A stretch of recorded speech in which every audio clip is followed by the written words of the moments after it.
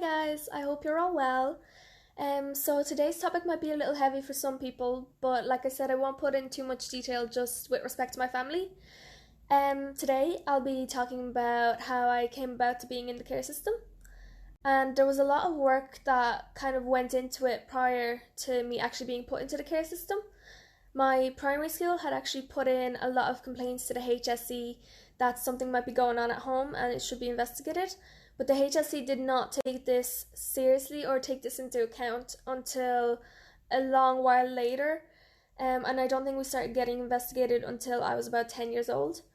Then we were assigned a social worker who came to our home and kind of examined what was going on and evaluated whether the complaints were valid and kind of saw what was going on at home and then made the decision to, put us into the care system.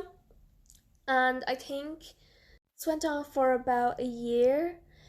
And then the night that we got taken into the care system, I think will probably stay with me for the rest of my life. So it was quite late. I was about 11 or 12 years old, and it was quite late in the evening, about 10 p.m, maybe even later than that. I can't really remember the specific time. And the social worker who had investigated us and the Gardaí had shown up outside our home and kind of come in and basically carried each of us out because we at the time as kids, you don't really know what's going on. You're quite afraid to go with the Gardaí anywhere, and they carried us out kicking and screaming and put us into separate cars and taken us to our emergency placements. I think that was, probably the hardest part of it was because I was quite close to all my brothers and sisters and I'd always taken care of them. So I was kind of in like the mammy role, and being separated from my brothers and sisters was really hard for me.